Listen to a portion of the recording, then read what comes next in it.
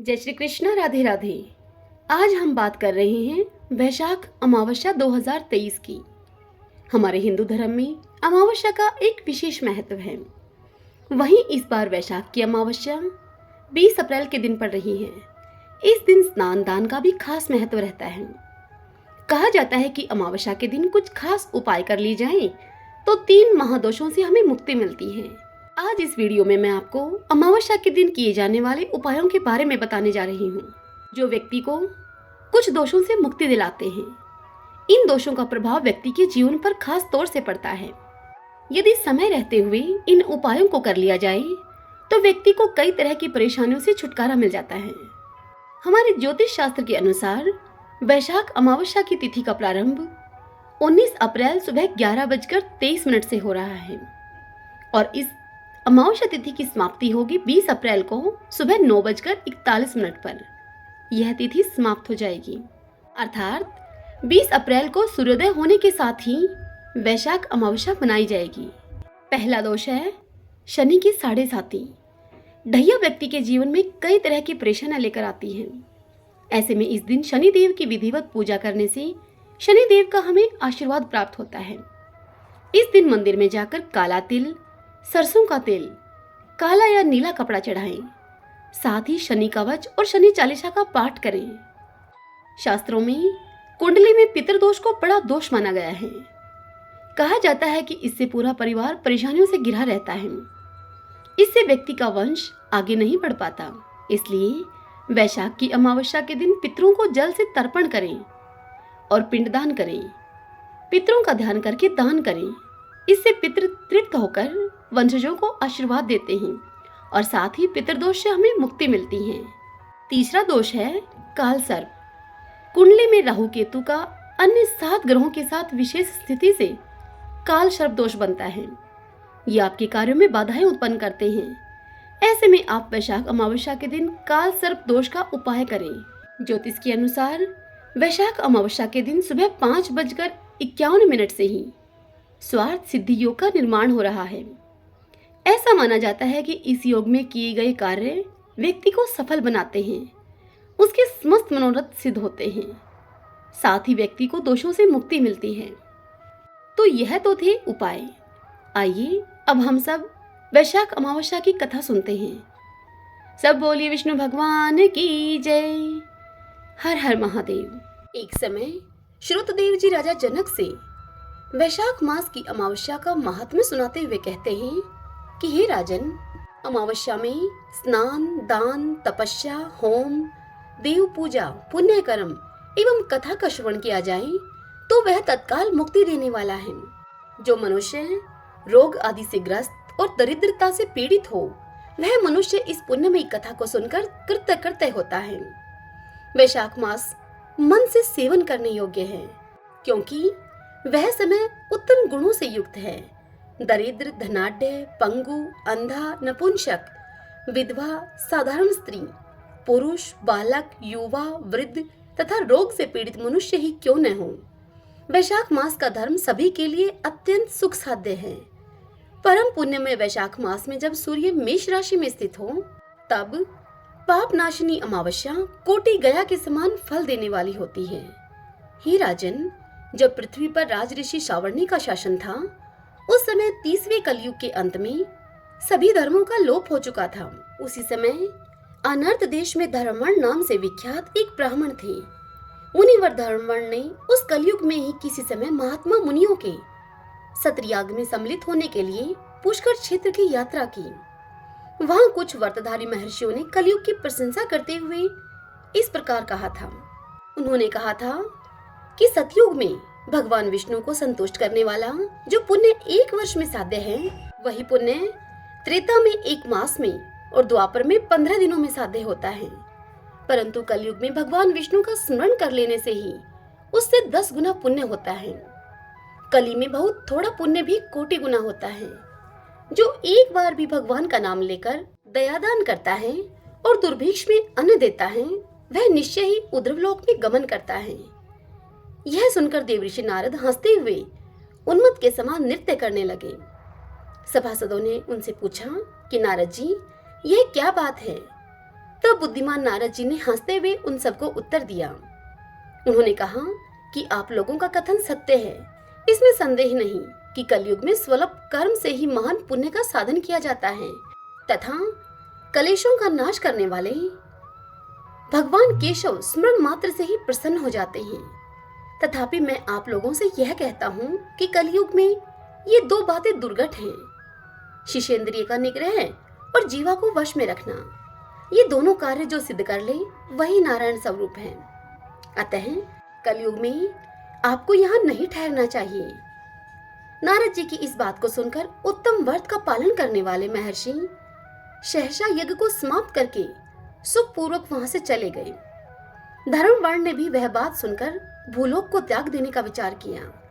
उन्होंने ब्रह्मचार्य व्रत धारण करके दंड और कमंडलू हाथ में लिया और जटावल्कलधारी होकर वे कलयुग के अनाचारी पुरुषों को देखने के लिए घर छोड़कर चल दिए। उनके मन में बड़ा ही विस्मय हो रहा था। उन्होंने देखा कि प्राय मनुष्य पापाचार में प्रवृत्त होकर बड़े भयंकर एवं दुष्ट हो गए हैं। ब्राह्मण पाखंडी हो चले हैं, शूद्र संन्यास धारण करते हैं, पत्नी अपने पति से द्वेष रखती है, शिष्य गुरु से वैर रखता है, सेवक स्वामी के और पुत्र पिता के घात में लगा हुआ है। ब्राह्मण शूद्रवत और गौएं बकरियों के समान हो गई हैं। वेदों में अब गाथा की ही प्रधानता रह गई है। शुभ कर्म साधारण लौकिक कृत्यों के ही समान रह गए हैं। इनके प्रति किसी की महत्व बुद्धि नहीं है। भूत प्रेत और पिशाच आदि की उपासना चल पड़ी है। सब लोग मथुन में आसक्त हैं और उसके लिए अपने प्राण तक भी खो बैठते हैं। सब लोग झूठी गवाही देते हैं। मन में सदा छल और कपट भरा रहता है। कलयुग में सदा लोगों के मन में कुछ और, वाणी में कुछ और तथा क्रिया में कुछ और ही देखा जाता है। सभी की विद्या किसी न किसी स्वार्थ को लेकर ही होती है और केवल राजभवन में उसका आदर होता है। संगीत आदि कलात्मक विद्याएं भी राजाओं को प्रिय हैं। कली में अधम मनुष्य पूजे जाते हैं और श्रेष्ठ पुरुषों की अवहेलना होती है। कली में वेदों के विद्वान ब्राह्मण दरिद्र होते हैं। लोगों में प्रायः भगवान की भक्ति नहीं होती। पुण्य क्षेत्र में पाखंड अधिक बढ़ जाता है। शूद्र लोग जटाधारी तपस्वी बनकर धर्म की व्याख्या करते हैं। सभी मनुष्य अल्पायु, दयाहीन और शठ होते हैं। कली में प्रायः सभी धर्म के विख्याता बन जाते हैं और दूसरों से कुछ लेने में ही उत्साह मानते हैं। अपनी पूजा कराना चाहते हैं और व्यर्थ ही दूसरों की निंदा करते हैं। अपने घर आने पर सभी अपने स्वामी के दोषों की चर्चा में तत्पर रहते हैं। कली में लोग साधुओं को नहीं जानते, पापियों को ही बहुत आदर देते हैं। दुराग्रही लोग इतने दुराग्रही होते हैं कि साधु पुरुषों के एक दोष का भी ढिंढोरा पीटते हैं और पापात्माओं के दोष समूहों को भी गुण बतलाते हैं। कली में गुणहीन मनुष्य दूसरों के गुण न देखकर उनके दोष ही ग्रहण करते हैं। जैसे पानी में रहने वाले जोंक प्राणियों के रक्त पीती हैं, जल नहीं पीती, ठीक उसी प्रकार जोंक के धर्म से संयुक्त होकर मनुष्य दूसरों के रक्त चूसते हैं। औषधियां शक्तिहीन होती हैं, ऋतुओं में उलटफेर हो जाता है, सब राष्ट्रों में अकाल पड़ता है। कन्या योग्य समय में संतान उत्पत्ति नहीं करती। लोग नट और नर्तकों की विद्याओं से विशेष प्रेम करते हैं। जो वेद वेदांत की विद्याओं में तत्पर और अधिक गुणवान हैं, उन्हें अज्ञानी मनुष्य सेवक की दृष्टि से देखते हैं। वे सबके सब भ्रष्ट होते हैं। कली में प्रायः लोग श्राद्ध कर्म का त्याग करते हैं, वैदिक कर्मों को छोड़ बैठते हैं। प्रायः जीवा पर भगवान विष्णु के नाम कभी नहीं आते। लोग श्रृंगार रस में आनंद का अनुभव करते हैं और उसी के गीत गाते हैं। कलयुग के मनुष्यों में न कभी भगवान विष्णु की सेवा देखी जाती है, न शास्त्रीय चर्चा ही होती है और न ही कहीं यज्ञ की दीक्षा है, न विचार कलेश है, न तीर्थ यात्रा है और न दान धर्म ही होते देखे जाते हैं। ये कितने आश्चर्य की बात है। उन सबको देखकर धर्मवर्ण को बड़ा भय लगा। पाप से कुल की हानि होती देखकर अत्यंत आश्चर्य से चकित होकर धर्मवर्ण दूसरे द्वीप में चले गए। सब द्वीपों और लोकों में विचरते हुए बुद्धिमान धर्मवर्ण किसी समय कौतूहलवश पितृलोक में गए। वहां उन्होंने कर्म से कष्ट पाते हुए पितरों को बड़ी भयंकर दशा में देखा। वे दौड़ते, रोते और गिरते पड़ते थे। उन्होंने अपने पितरों को भी नीचे अंधकूप में पड़े हुए देखा। उनको देखकर आश्चर्यचकित होकर दयालु धर्मवाण ने उनसे पूछा कि आप लोग कौन हैं, किस दुस्तर कर्म के प्रभाव से इस अंधकूप में पड़े हैं। तब उन पितरों ने कहा कि हम श्री वत्स गोत्र वाले हैं, पृथ्वी पर हमारी कोई संतान नहीं रह गई है, अतः हम श्राद्ध और पिंड से वंचित हैं, इसलिए यहाँ हमें नरक का कष्ट भोगना पड़ता है। संतानहीन दुरात्माओं का अंधकूप में पतन होता है। हमारे वंश में एक ही महायशस्वी पुरुष है जो धर्मवर्ण के नाम से विख्यात है, किंतु वह विरक्त होकर अकेला घूमता फिरता है। उसने गृहस्थ धर्म को भी स्वीकार नहीं किया। वह एक ही तंतु हमारे कुल में अवशिष्ट है। उसकी भी आयु क्षीण हो जाने पर हम लोग घोर अंधकूप में गिर पड़ेंगे, जहां से हमारा निकलना फिर कठिन होगा। इसलिए तुम पृथ्वी पर जाकर धर्मवर्ण को समझाओ, हम लोग दया के पात्र हैं। हमारे वचनों से उसको यह बताओ कि हमारी वंश रूपा दुर्वा को काल रूपी चूहा प्रतिदिन खा रहा है। कर्मशः सारे वंश का नाश हो गया है, एक तुम ही बचे हो। जब तुम भी मर जाओगे तब संतान परंपरा न होने के कारण तुम्हें भी अंधकूप में गिरना पड़ेगा। इसलिए गृहस्थ धर्म को स्वीकार करके संतान की वृद्धि करो तुम। इससे हमारी और तुम्हारी दोनों की उधर्व गति होगी। यदि एक भी पुत्र वैशाख, माघ अथवा कार्तिक मास में हमारे उद्देश्य से स्नान, श्राद्ध और दान करेगा तो उससे हम लोगों की उधर्व गति होगी और हमारा नरक से उद्धार हो जाएगा। यदि एक पुत्र भी भगवान विष्णु का भक्त हो जाए, एक भी एकादशी का व्रत रहने लगे अथवा एक भी पुत्र भगवान विष्णु की पाप नाशक कथा श्रवण करे, तो उसकी 100 बीती हुई पीढ़ियों का तथा 100 भावी पीढ़ियों का उद्धार होता है। वे पीढ़ियां पाप से आवृत होने पर भी नरक का दर्शन नहीं करती। दया और धर्म से रहित उन बहुत से पुत्रों के जन्म से भला क्या लाभ है, जो कुल में उत्पन्न होकर सर्वव्यापी भगवान नारायण की पूजा ही नहीं करते। इस प्रकार प्रिय वचनों के द्वारा धर्मवर्ण को जाकर तुम समझाओ और उसे विरक्तिपूर्ण ब्रह्मचार्य आश्रम से गृहस्थ आश्रम में प्रवेश करने की तुम सलाह दो। पितरों की यह बात सुनकर धर्मवर्ण अत्यंत विस्मित हुआ और हाथ जोड़कर उनसे बोला कि मैं ही धर्मवर्ण नाम से विख्यात आपके वंश का दुराग्रही वह बालक हूँ। यज्ञ में महात्मा नारद जी का यह वचन सुनकर कि कलयुग में प्रायः कोई भी रसेंद्रिय और शिशेंद्रिय को दृढ़ता पूर्वक संयम में नहीं रखता, मैं दुर्जनों की संगति से भयभीत होकर अब तक दूसरे दूसरे द्वीपों में घूमता रहा हूँ। इस कलयुग के 3 चरण बीत गए हैं, अंतिम चरण में भी 3.5 भाग व्यतीत हो चुके हैं। मेरा जन्म व्यर्थ बीता है, क्योंकि जिस कुल में मैंने जन्म लिया उसमें माता पिता के ऋण को भी मैंने नहीं चुकाया।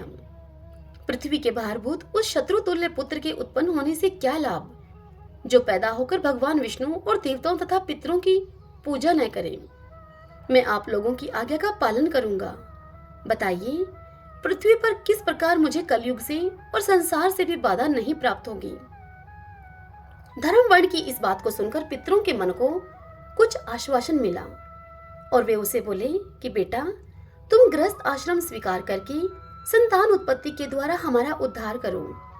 जो भगवान विष्णु की कथा में अनुरक्त होते हुए निरंतर श्री हरि का स्मरण करते हुए और सदाचार के पालन में तत्पर रहते हैं, उन्हें कलयुग बाधा नहीं पहुंचाता है। हे मानद, जिसके घर में शालिग्राम शिला अथवा महाभारत की पुस्तक हो, उसे भी कलयुग बाधा नहीं दे सकता। जो वैशाख मास के धर्मों का पालन करता है, माघ के स्नान में तत्पर रहता है और कार्तिक में दीप दान देता है, उसे भी कली की बाधा नहीं प्राप्त होती। जो प्रतिदिन महात्मा भगवान विष्णु की पाप नाशक एवं मोक्षदायिनी दिव्य कथा को सुनता है, जिसके घर में बलि वैश्वदेव होता है, शुभकारिणी तुलसी स्थित होती हैं और जिसके आंगन में उत्तम गौ रहती है, उसे भी कलयुग बाधा नहीं देता। अतः इस पापात्मक युग में भी तुम्हें कोई भय नहीं है। हे बेटा, तुम शीघ्र पृथ्वी पर जाओ। इस समय वैशाख मास चल रहा है। यह सबका उपकार करने वाला मास है। सूर्य के मेष राशि में स्थित होने पर 30 तिथियां पुण्यदायिनी मानी गई हैं। एक एक तिथि में किया गया पुण्य कोटि कोटि गुना अधिक होता है। उनमें भी जो वैशाख की अमावस्या तिथि है, वह मनुष्यों को मोक्ष देने वाली है। देवताओं और पितरों को वह बहुत ही प्रिय है। वह अमावस्या की तिथि शीघ्र ही मोक्ष की प्राप्ति कराने वाली है। जो उस दिन पितरों के उद्देश्य से श्राद्ध करते हैं और जल से भरा हुआ घड़ा एवं पिंड देते हैं, उन्हें अक्षय फल की प्राप्ति होती है। अतः हे महामते, तुम शीघ्र जाओ और जब अमावस्या हो तब कुंभ के सहित श्राद्ध एवं पिंडदान करो। सबका उपकार करने के लिए गृहस्थ धर्म का आश्रय लो।